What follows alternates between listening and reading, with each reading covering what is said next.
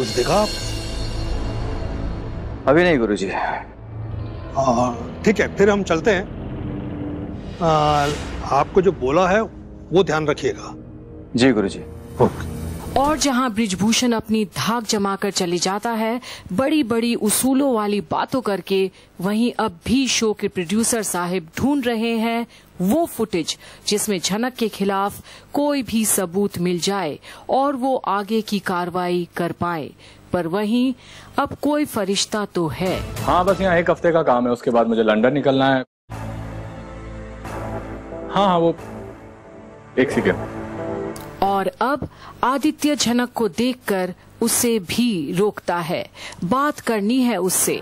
हाय झनक। नमस्ते सर। मुझे लगा था कि कल जो हुआ ना उसके बाद में तुम मुझसे मिलने आओगी, हम थोड़ा चिट चैट करेंगे, लेकिन तुम तो रुद्र की गाड़ी में बैठ कर निकल गई। सर मैं देखा मैंने, बहुत बुरा लगा मुझे। वो गुरुजी को जल्दी थी तो मैं उन्हीं के साथ चली गई थी। कोई बात नहीं, कोई बात नहीं। वैसे अब यहाँ कहाँ रहती हो तुम? और एक बार फिर झनक झूठ बोल देती है, नहीं तो आदित्य परेशान करेगा पिछली बार की तरह। जी मेरे कोई जानने वाले हैं, उनके घर पे रह रही हूँ। सर थैंक यू, आपने कल स्टैंड लिया मेरे लिए। फिर से सर? मतलब तुम भूल गया?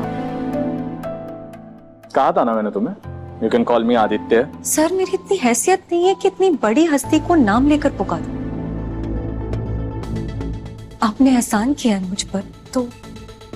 यार जनक, हम दोनों आर्टिस्ट हैं। अब एक आर्टिस्ट दूसरे आर्टिस्ट की हेल्प और रिस्पेक्ट नहीं करेगा तो कौन करेगा बताओ? जी पर आपने मेहरबानी की मुझ पर।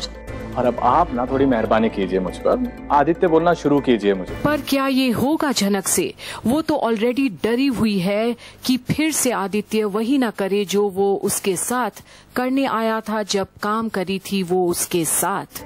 बाय द वे, जब मैं कोलकाता आया था ना तब भी तुमसे कहा था और आज फिर से कह रहा हूँ, तुम बहुत टैलेंटेड हो जनक। आज मैंने तुम्हारे शॉट देखे, बहुत कमाल का काम किया तुमने। You know you are an amazing artist. लोगों से बात करूंगा मैं तुम्हारे लिए, रिकमेंड करूंगा तुम्हें। कभी प्रोजेक्ट्स की कोई कमी नहीं होने वाली, याद है ना? पर झनक अब भी संकोच करती है। फिर तो तुम्हें यह भी याद होगा कि मैंने तुम्हें एक मूवी में रिकमेंड करने की बात की थी। देखो जनक, इस बारे में मैं सीरियसली सोच रहा हूँ। एक बहुत बड़े बजट की फिल्म है। वेल, अब तो तुम मुंबई भी आ गई हो तो अब सब कुछ ना जल्दी जल्दी फाइनल हो जाएगा। आदित्य कपूर के साथ झनक, बड़े पर्दे पर एकदम। नहीं सर, ना मेरी हैसियत है और ना ही इतनी औकात है कि इतने बड़े हीरो के साथ मैं फिल्म करूं। झनक, तुम्हें ना मालूम नहीं है कि तुम कितनी टैलेंटेड आर्टिस्ट हो। पर आज झनक के लिए उसका सिलेक्शन होना ही ज्यादा जरूरी है, अगर वो वाकई में एक टैलेंटेड आर्टिस्ट है जैसा आदित्य भी कह रहे हैं। लुक, एक बार ये डांस शो खत्म हो जाए, उसके बाद में आराम से सोचना फिर मुझे बताना। एक बहुत बड़े प्रोड्यूसर के साथ में तुम्हारी मीटिंग फिक्स करवा दूंगा। और प्लीज जनक, इस मामले में बहुत अच्छे से सोचना, या तुम्हारी लाइफ बदल जाएगी। जी सर, मैं सोचूंगी। और अब आदित्य को उम्मीद है कि झनक उसे अब हल्के में ना ले। वेल, अब ये तो मैं समझ चुका हूँ कि तुम मुझे ये आप और सर कहना तो नहीं छोड़ने वाली हो। याद आया मुझे, वो तुम्हारा हस्बैंड जो कलकत्ता में मिला था, क्या कहती थी तुम उसे? सर जी राइट? वो कल से कहीं दिखाई नहीं दिया। मुंबई आया ना वो तुम्हारे साथ, या पिछली बार की तरह फिर से एकदम हीरोइक एंट्री मारेगा क्लाइमेक्स के टाइम पर?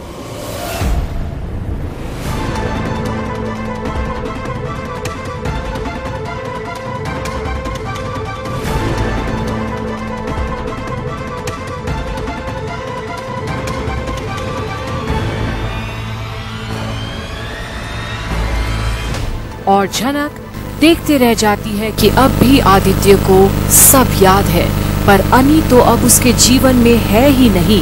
क्या आदित्य को ये बात बता देना चाहिए झनक को, या फिर समय की गोद में छोड़ देना चाहिए हर एक चीज को, क्योंकि वक्त बलवान है। जहां अब भी झनक को उसकी निजी जिंदगी में दखल दिया हुआ पसंद नहीं, भले ही वो आदित्य कपूर ही क्यों ना हो।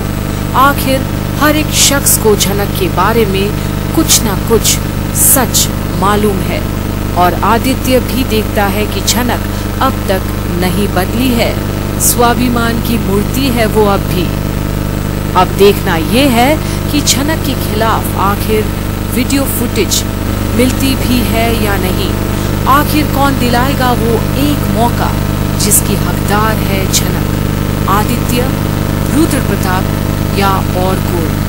देखते रहिए झनक की सारी अपडेट्स यही कंप्लीट बॉलीवुड पर।